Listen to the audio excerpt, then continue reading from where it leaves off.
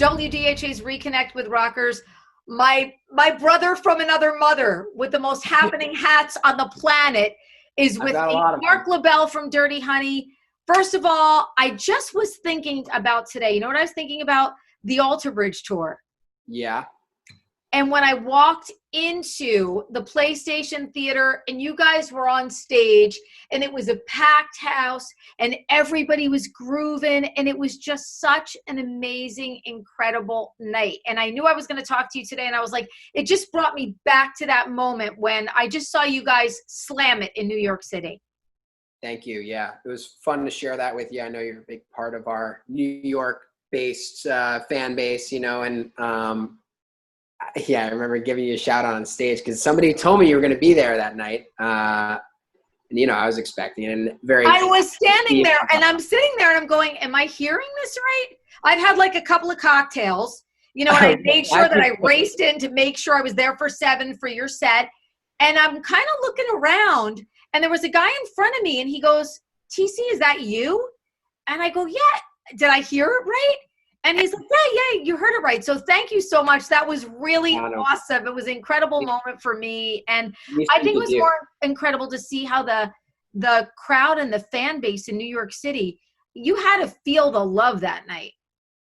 Yeah, that was a special day for me and the guys too, because it was the start of, we had a couple ideas, I think, at that point for the new record, but that morning I went for a walk in the Bowery and in Soho and just got a coffee, and I love walking around New York City. It's like literally one of my favorite things to do. And just for whatever reason, a riff popped into my head that was a mixture with another idea that I had, and I showed it to John before sound check, and he was like, that's awesome, let's play it at sound check. And our attorney was there that night. He's New York City based, and he was like, whatever that song is great, and so we had a good day. We wrote a new song that's gonna probably make it on the next record, and got to see you, and that was our first time really playing, a bigger show in Manhattan. So it was a memorable day all around. Yeah, it was. There's nothing I love more than seeing new bands, and I just look around and I see how the crowd is reacting, and I'll tell you, it fuels me. So it was so awesome, and I'm such a fan of your band.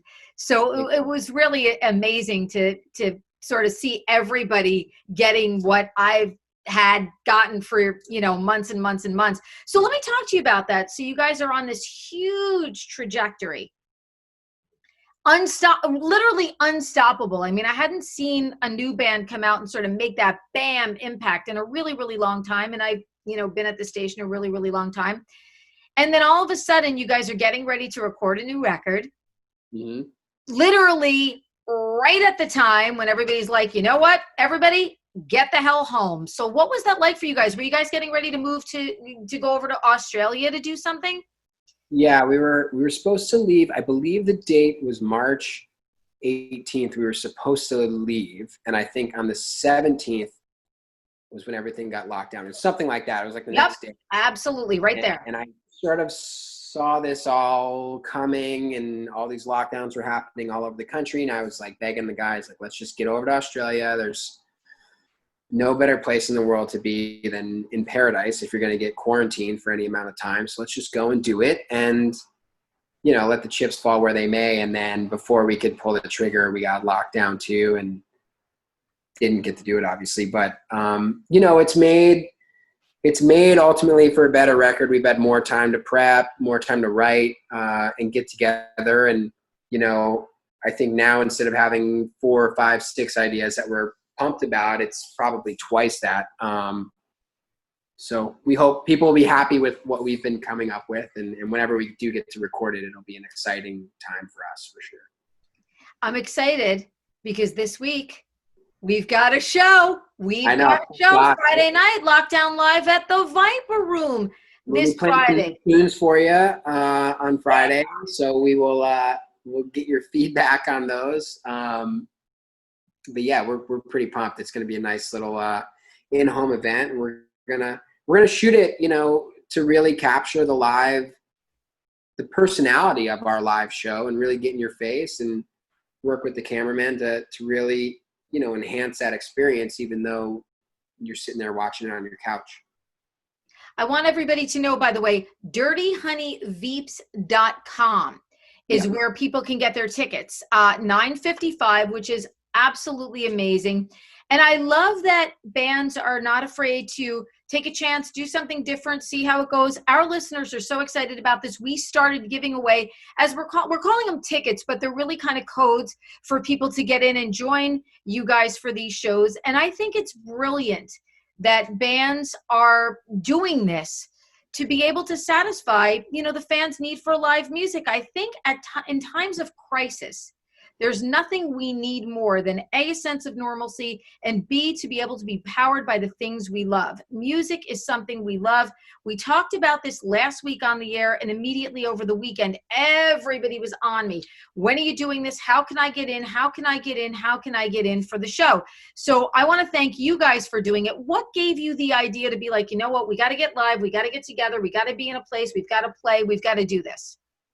Yeah, we did sort of a quarantine sessions from a studio with Harley Davidson early on when this all happened, and it was our first time doing anything like that. And while it was great, I didn't really think it captured our live personalities, our authentic live personalities. You've seen us live. Like Justin is a total animal on stage. Everybody is. And, want to do something that was a little bit more in your face. And, we also wanted to play some new music. I mean, we've been dying to go record these songs since March and haven't really had the opportunity to. And now we have this outlet to play some new stuff for fans that have been really yearning for it for the last year or more, honestly. So it's a good opportunity to play some new stuff. It's a good opportunity to reconnect with the fans. And we're doing everything we can with the cinematographers to make it like a really in your face viewing experience. So it'll be fun.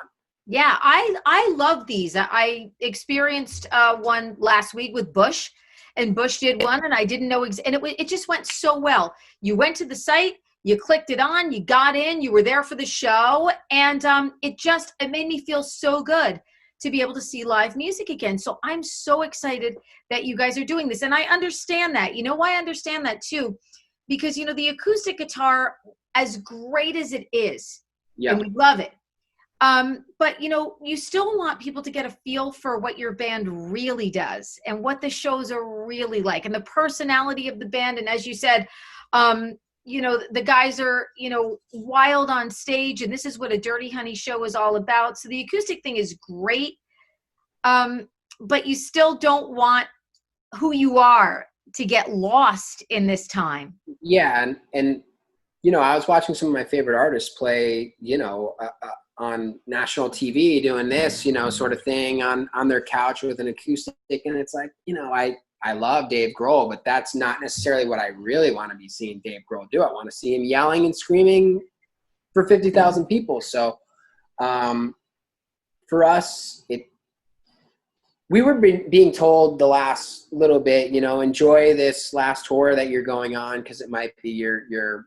last smaller sort of club, tour for a little while. And you're going to want to look back on those days 10 years from now and you're going to appreciate them. And so to bring some attention to a place like the Viper Room is really cool. And to do a show in a small space where it can feel really intimate, even though you're just getting down and dirty at home is kind of important to us as well. I think it would look really weird to be in like an empty arena doing the same thing. I don't know. It seems strange to me, but no, I thought the Viper Room was the perfect place for you guys to decide to do this. Yeah, absolutely. When I said, oh my God, this is absolutely brilliant. It's the Viper Room.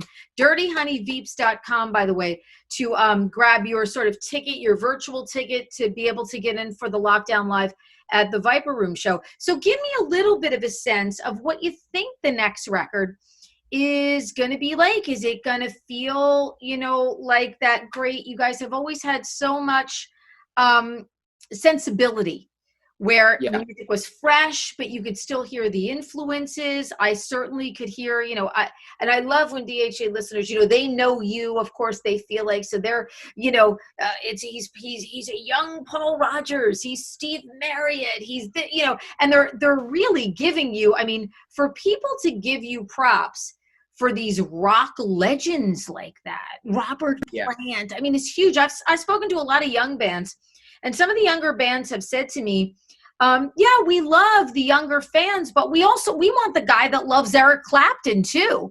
So we have both those people at WDHA. So when I hear people comparing you to those singers, I think, man, this is great stuff for Marc. Yeah, and I was that kid. I was that 7-8-year-old kid going to an Aerosmith show with people that were 50 and 60 years old still, like back in the day. So yeah, we have that similar dynamic happening. You're obviously resonating with the youth, and you're resonating with people that are reminiscing of the good old days of rock and roll, which is cool. I have no problem with either one of those. But yeah, I think the new record, it's gonna have great songs. There's a lot of great riffs that are for sure banging riffs that I'm really excited about. And I think we're just still trying to capture the soul of the band and have that sexy swing that everybody loved so much on the first one. And maybe you don't want to jump too far out of the box with instrumentation just yet. Aerosmith grew from a 5-piece band to adding horns and pianos and organs and stuff. We're not quite there yet, I don't think, but I always loved bands that stayed true to what they did, from the early days. And if that means adding little things, to enhance the song, that's fine. But we're all about bass, drums, guitar, and screeching vocals. And that's what we're going to try and bring to the record, along with great songs with great riffs. So always song driven. I remember the first time I heard you guys, I was blown away. I mean, it was just so song driven and just so rock and roll. It's just, as you said, and everybody hears something different. People hear, people will hear something that reminds them of Soundgarden, and I'll be like, oh, I didn't hear that. And then Bad Company, oh, I didn't hear that. And somebody says, oh, they've got a punky sensibility or an 80s sensibility, or that sexy, I've heard from people, oh, that sexy LA sound that we all love. And I think it's been absent from music for a really, really long time. So I love that people are all taking something different from the Dirty Honey sound, which means you guys have your own sound.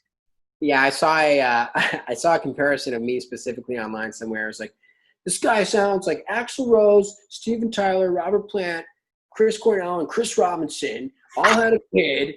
And I was like, who the hell is this guy? I was just like, this guy's just picking all my favorite people. Amazing. Like, that's cool. Yeah, I'll take it. But, the comparisons are far and wide. And, at the end of the day, it's not too much alike anything, and it has its own identity, which is really important to us, while still feeling familiar but fresh and new at the same time. So that's what we're striving for, and like you said, you got to have great songs, and the only thing that can get you there is a lot of hard work writing melodies and lyrics and riffs, and we've been spending our quarantine time wisely doing all the above. So yeah, we say to people, it's great that, you're a great front man, you want to be in a band and you want to start a band and everything.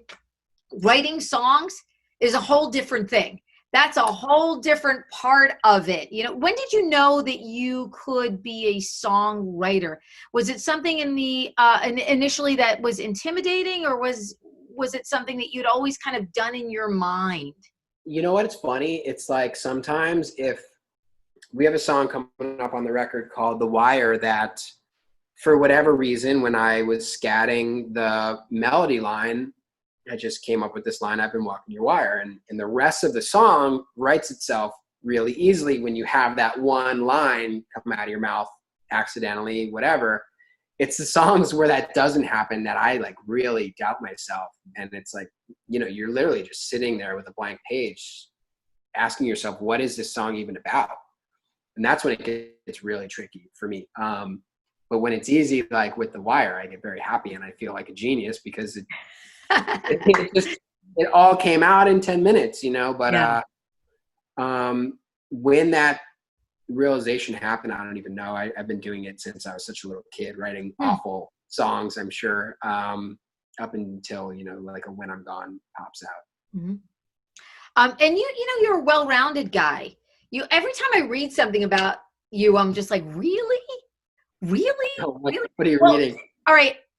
I read that do you have a degree in broadcasting? Is that true? Or is that a myth? I studied communications. Wow. Yeah, Wow. which is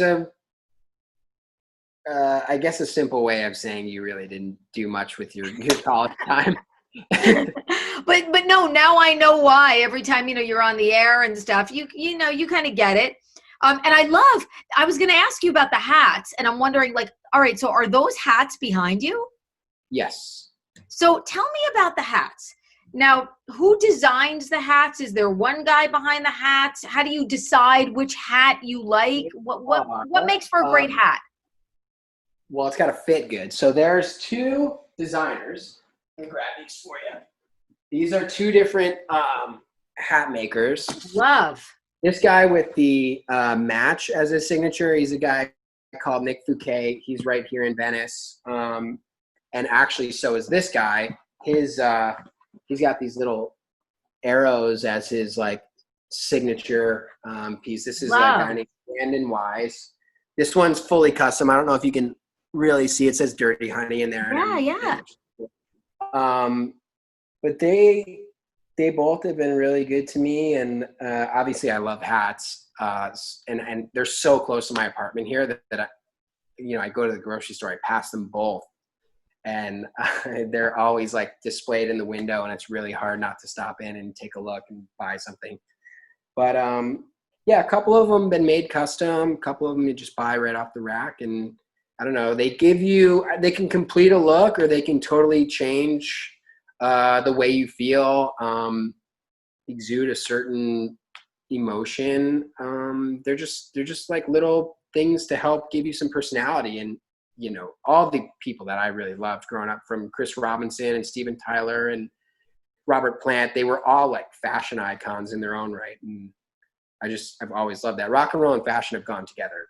Absolutely. Oh, there's no question about it. I think of fashion icons. I think of, like, you know, I never think of models. I think of like Jimi Hendrix, Anita Pallenberg, you know, like all these people that Keith Richards, you know, back in the day, where you look at these guys and you're just like, whoa. And, you know, when I think of great hats, I think of like people that wore amazing hats, whether it was Chris Robinson or Stevie Ray Vaughan, and they just had this signature kind of vibe and look. And I love that. Yeah. Slash, oddly enough, when we were out on the road with him, he's got a great, obviously, top hat. It's a little different than the one he originally started with, but it's based off the same idea. His, I think, was made by this guy, Gunnar Fox. He was in Hollywood, but it's got this great leather case that a security guard carries it around in, and you are messing with. I saw that. So cool. And it's hard. Like, I was waiting for him to come into the room to be interviewed, and the hat and the case were there. Yeah. And I thought, you know what? I could make a grab and a run for it. And then I was like, nah, you'll never get another interview for the rest of your career, so it's not worth it. But the hat is it's like revered. It's like a piece of the band.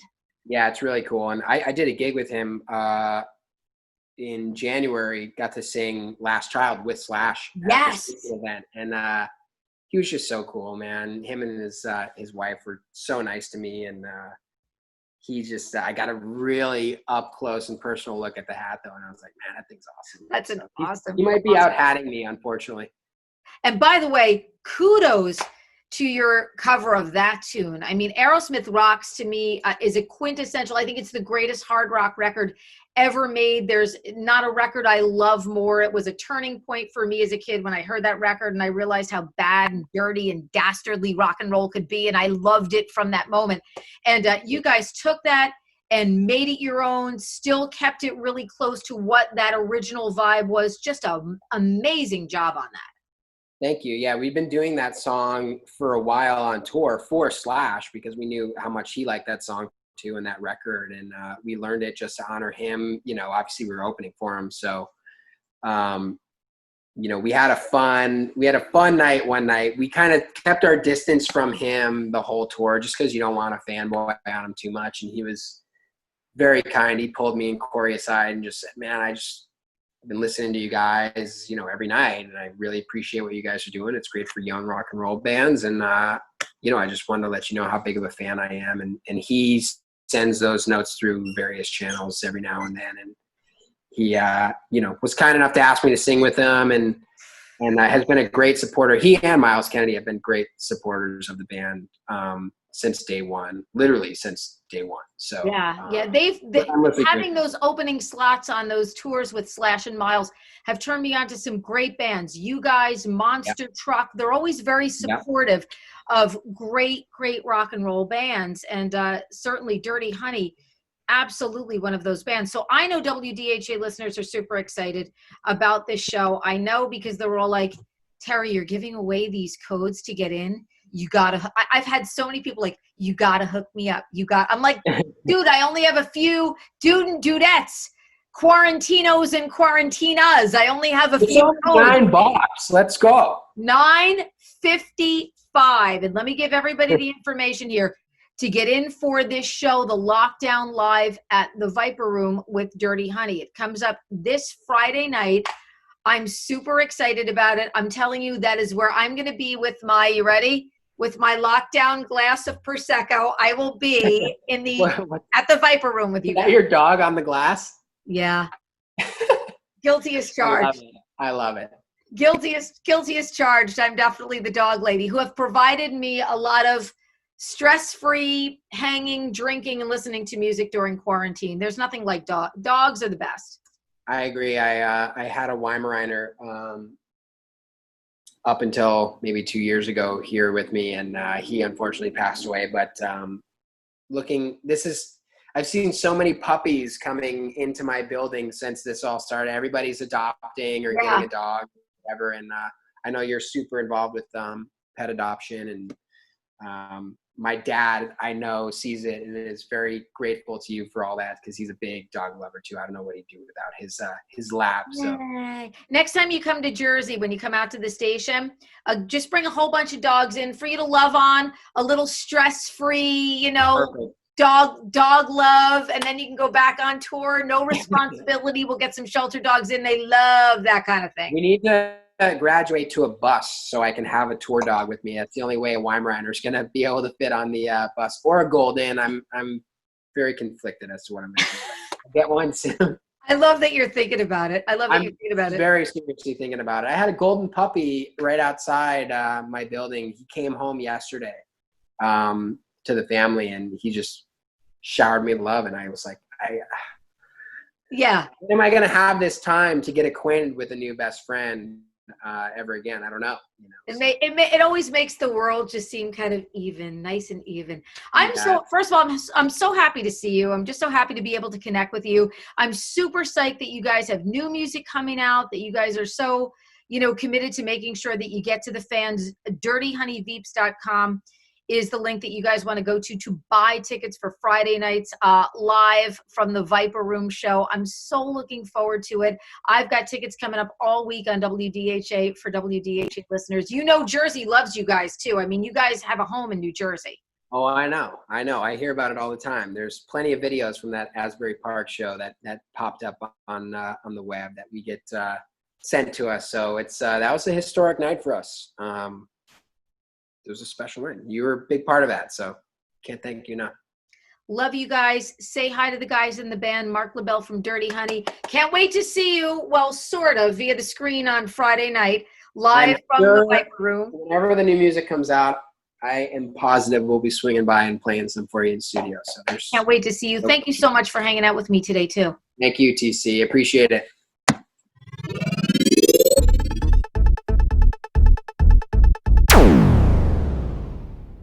DHA's Reconnect with Rockers is powered by Advantage Contracting and by Karis Lock Company.